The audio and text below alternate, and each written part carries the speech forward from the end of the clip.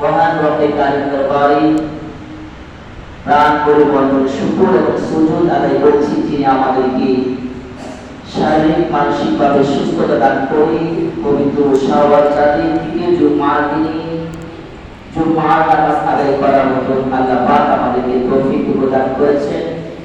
সেই জন্য মহান আল্লাহ পাকের দরবারে শুকরিয়া আদায় করছি। জবান খুলে বলি আলহামদুলিল্লাহ।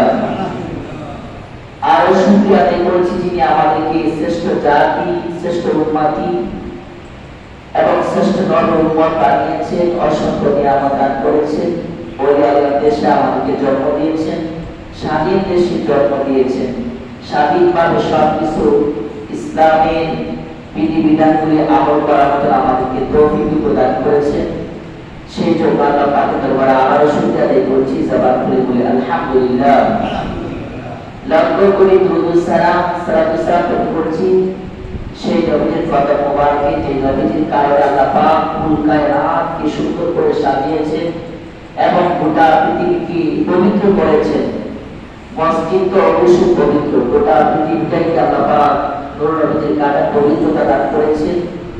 সেই নবীর ফাদা মোবারকে আমরা দুরূদ সালাম পেশ করছি। সবাই বলি আল্লাহুম্মা আমিন। আমার প্রিয় ভাই বোনেরা, আমরা গত জুমা কিয়ামতের অবস্থা নিয়ে কিছু আলোচনা করেছি।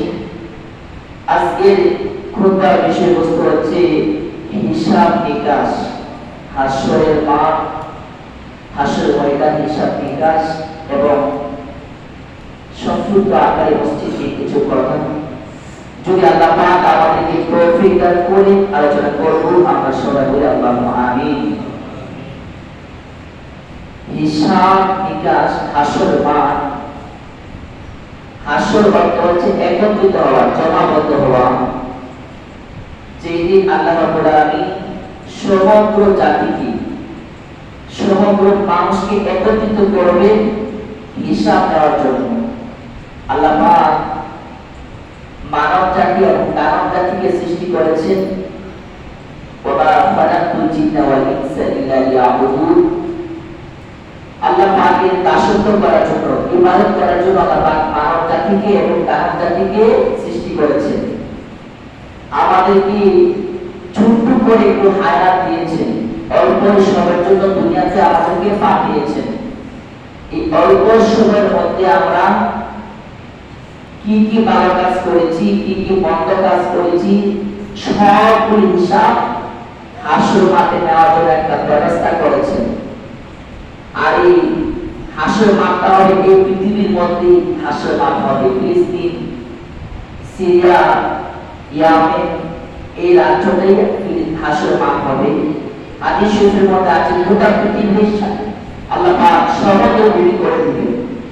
এই পৃথিবীর মধ্যে অসংখ্য পাহাড় পর্বত, নদী নালা, খাল বিল, গাছ গাছালি, উঁচু নিচু জায়গা আছে। আল্লাহ রাসূল ফরমান, এই পৃথিবীর উপরে মানে একটা চাদর আছে, চাদর। যখন কিয়ামতের ভয়াবহতা শেষ হয়ে যাবে, হাসর ময়দান শুরু হয়ে যাবে, তখন আল্লাহ রাব্বুল আলামিন এই পৃথিবীর উপরে মানে যে একটা চাদর আছে, এটাকে টান দিয়ে সরিয়ে ফেলবেন। যখন উপরে চাদরটা টান দিয়ে সরিয়ে ফেলবেন, তখন এই পৃথিবীর মধ্যে কোনো পাহাড় পর্বত, নদী নালা, খাল বিল, উঁচু নিচু কোনো জায়গা থাকবে না। গোটা পৃথিবীটা, আমরা যে রুটি খাই, রুটিটা যেমন সমতল একটা রুটি, কোনো উঁচু নেচা নাই, এই গোটা পৃথিবীটা একটা এরকম রুটির মতো সমান হয়ে যাবে। ইসরাফিল আলাইহিস সালাম যখন 3 নম্বর শিখে ফুৎকার দিবেন, ইসরাফিল আলাইহিস সালাম যখন 3 নম্বর শিখে ফুৎকার দিবেন, তখন সৃষ্টির শুরু থেকে কিয়ামত পর্যন্ত যত মানুষ কবরস্থ হয়েছে, সাগর ভাসিত হয়েছে, বাঘকে খেয়েছে, বালুকে খেয়েছে, যে যে ইন্তিকাল করেছেন, তৃতীয় শিখায় ফুৎকার দেওয়ার সঙ্গে সঙ্গে এই মানব জাতিগুলো এই জমিন থেকে উঠে দাঁড়িয়ে যাবে, জমিন থেকে উঠে দাঁড়িয়ে যাবে। আর কেমন অবস্থা দাঁড়িয়ে যাবে? আল্লাহ রাসূল ফরমান, নগ্ন পথ এবং খাতনাবিহীন অবস্থায়, উলঙ্গ অবস্থায় মানব জাতিগুলি হাসর ময়দানে দাঁড়িয়ে যাবে। বলে সুবহানাল্লাহ। দাঁড়িয়ে যাবে হাসর ময়দানে। হাসর মাঠটা ভয়াবহ মান হবে। ওই সময় আসমানে সূর্য থাকবে না। দ্বিতীয় শিক্ষায় ফুৎকার দেওয়ার পরে পৃথিবীর মধ্যে চন্দ্র সূর্য আসমান কোনো কিছু থাকবে না। সব কিছু ওয়াতাকুন জিবালু কাল আইনিল মাহফুস, তুলার মতন পাহাড় পর্বত সব কিছু ধূলিসাৎ হয়ে যাবে। তৃতীয় শিক্ষায় ফুৎকার দেওয়ার সময় যত মৃত্যু আছে মানব দানব সবগুলি দাঁড়িয়ে যাবে হাসরের মাঠে। আল্লাহ তাকে কিভাবে আবার সূর্যকে হুকুম করবেন, সূর্য আবার আসমানে এসে লেগে যাবে। আর শুধু সূর্য মাথার উপর আসবে তা নয়, আল্লাহ রাসূল ফরমান মানুষের মাথার শোয়া একাত্র করে, মানুষের মাথার শোয়া একাত্র করে, অথবা মানুষের চোখের যে ভুরু আছে ওই ভুরু পরিমাণ উপরে এই সূর্যটা এসে তাপমাত্রা দিতে থাকবে। বলে নাউজুবিল্লাহ। সূর্যটা এমন তাপমাত্রা দিবে এই জমিনটা তামা হয়ে যাবে। বলে নাউজুবিল্লাহ। জমিনটা কি তামা হয়ে যাবে, তামা। এখন সূর্যটা অনেক উপর দিকে আমাদেরকে তাপমাত্রা দিচ্ছে, আমরা সহ্য করতে পারছি না। এবং সূর্যটা ৭০টা মুখ আছে, সবথেকে কম পাওয়ার যে মুখটা ওই মুখটা দুনিয়া থেকে দেওয়া আছে।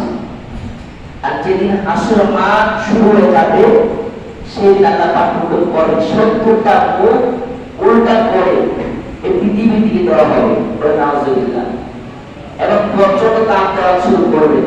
আল্লাহ নবী ফরমান হাসর মাঠটা এত ভয়ঙ্কর হবে, কোন মায়ের গর্ভে ২ মাসের বাচ্চা থাকুক ৫ মাসের বাচ্চা থাকুক সে বাচ্চা প্রসব করে দেবে। এমনকি সন্তানের জন্য মা জান দিতে প্রস্তুত, দুনিয়ার মধ্যে সন্তানের জন্য মা সব কিছু প্রস্তুত, মা সন্তানকে বাঁচানোর জন্য।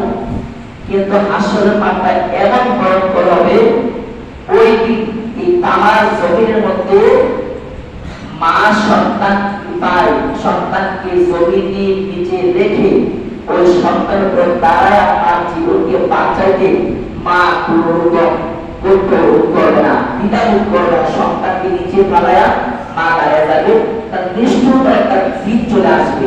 নাউজুবিল্লাহ। হাসরের ময়দানটা আল্লাহ সাজানো হবে মানুষের হিসাব বিকাশের জন্য।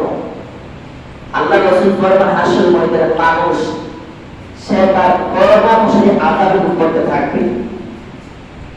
আমরা যে পরিমাণ দুনিয়াতে ভালো কাজ করেছি হাসরের ময়দানে সেই পরিমাণ সুখ শান্তি পাবো। আর যে পরিমাণ দুনিয়াতে আমরা গুনাহ কাজ করতেছি এই গুনাহটা সেই অনুযায়ী আমরা হাসরের ময়দানে আমাদের আযাব শুরু হয়ে যাবে।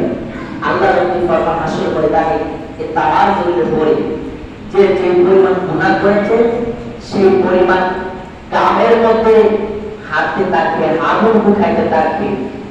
অনেকের গাম হবে টাকু পর্যন্ত, অনেকের গাম হবে হাঁটু পর্যন্ত, অনেকের গাম হবে কমর পর্যন্ত, অনেকের বুক পর্যন্ত, অনেকের নাক পর্যন্ত গাম হবে। যে যে পরিমাণ গুনাহ করছে এই গুনাহ পরিমাণ তার গাম হবে।